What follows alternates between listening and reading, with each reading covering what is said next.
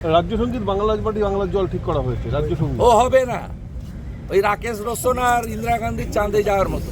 এটা একটা পাগল মুখ্যমন্ত্রী, এর মাথার তার কাটা। এবং রবীন্দ্রসঙ্গীত রাখি বন্ধনের সময় যে গানটি রবীন্দ্রনাথ ঠাকুর লিখেছিলেন, বাংলার মাটি বাংলার জল, তাকে বাংলার রাষ্ট্রীয় সঙ্গীত হিসেবে করবার জন্য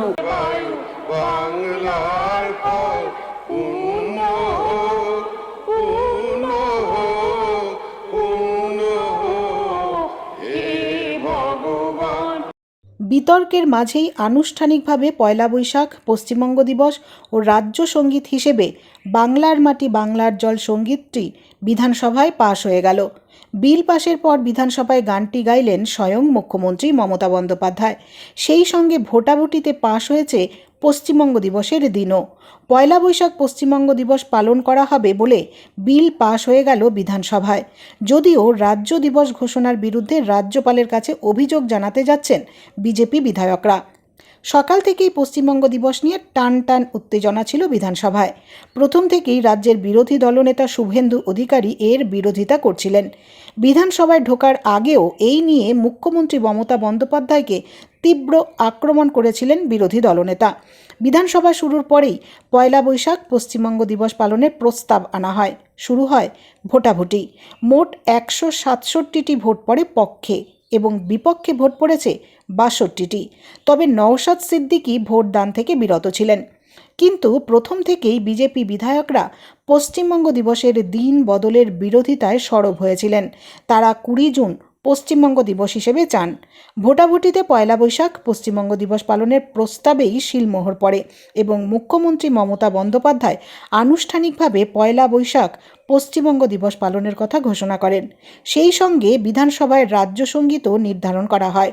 রবীন্দ্রনাথ ঠাকুরের লেখা বাংলার মাটি বাংলার জল গানটিকে রাজ্য সঙ্গীত হিসেবে ঘোষণা করা হয় বিধানসভায়। তারপরে বিধানসভায় উপস্থিত শাসক দলের বিধায়ক এবং মুখ্যমন্ত্রী মমতা বন্দ্যোপাধ্যায় নিজে গানটি করেন।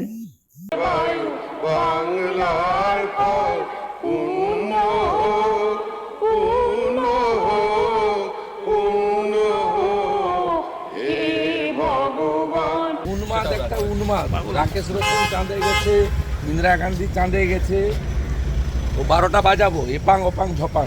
বলছে আজকে রাজ্যপাল বক্তব্য করলেন যে উপাচার্য রাজ্যপাল এই মহোদয় এই রেজুলেশনে সই করবেন। ডক্টর শ্যামাপ্রসাদ মুখার্জির স্মৃতি, তার কন্ট্রিবিউশন নষ্ট করতে চাইছেন মমতা ব্যানার্জি। এর পরিণতি হবে বঙ্গ নামের মতো, বিধান পরিষদের মতো, মুখ্যমন্ত্রীকে আচার্য করার মতো। মুখ্যমন্ত্রীর কোনো ক্ষমতা নেই এটা কার্যকর করা। বিধানসভায় ফিড দেওয়া হচ্ছে আজকের দিনে দাঁড়িয়ে, আজকে ফিড দেওয়া হচ্ছে বিধানসভাতে। তো সেই ক্ষেত্রে দাঁড়িয়ে আপনারা তো মমতা বন্দ্যোপাধ্যায় বক্তব্য দেখানো হবে, পুরো বক্তব্য আচ্ছা, দেখানো আমি হবে, জানতাম না, শুধু মমতা ব্যানার্জির পুরো বক্তব্য দেখানো হবে, শুধু মমতা ব্যানার্জি শুধু বক্তব্য দেখানো হবে। ঠিক আছে। মানে এক্ষেত্রে কি আপনারা যদি ভিতরে বিক্ষোভ দেখান সেটাকে কি কোনোভাবে চাপার চেষ্টা দেওয়া একটা প্রয়াস? আপনারা যদি ভিতরে না না, বিক্ষোভ দেখানোর বিষয় নেই। বিক্ষোভ দেখাবো কেন? আমরা আমাদের বক্তব্য রাখবো। যে বিধানসভা সবার জন্য ইকুয়াল, এখানে এটা নবান্ন নয় যে মুখ্যমন্ত্রী স্পেশাল প্রিভিলেজ পাবেন। Assembly belongs to opposition.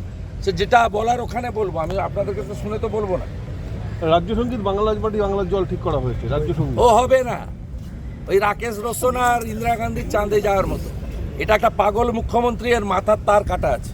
এবং রবীন্দ্রসঙ্গীত রাখি বন্ধনের সময় যে গানটি রবীন্দ্রনাথ ঠাকুর লিখেছিলেন, বাংলার মাটি বাংলার জল, তাকে বাংলার রাষ্ট্রীয় সঙ্গীত হিসেবে করবার জন্য জনগণ মন দিয়ে আমাদের রাষ্ট্রীয় সঙ্গীত। কিন্তু বাংলার যে সঙ্গীত, বাংলার একটা নিজস্ব সঙ্গীত থাকা উচিত, অন্যান্য রাজ্যেও আছে। সেটা করবার জন্য যে প্রস্তাব এনেছেন সেটাকে আমি সম্পূর্ণভাবে সমর্থন করছি। হ্যাঁ, আমাদের বিরোধী দল নেতা বলেছেন যে 20 জুন রাজ্যপালকে সই করতে দেবেন না এই পয়লা বৈশাখ। রাজ্যপাল সই না করলে আমাদের কিছু যায় আসে না, আমরা এটাকে পালন করব। আমি দেখব কার শক্তি বেশি, জনগণের শক্তি বেশি না রাজ্যপালের শক্তি বেশি, নমিনেটেড লোকের শক্তি বেশি। আমি এটা বলতে চাইতাম না, যদি আপনারা রাজ্যপালের নাম উল্লেখ না করতেন।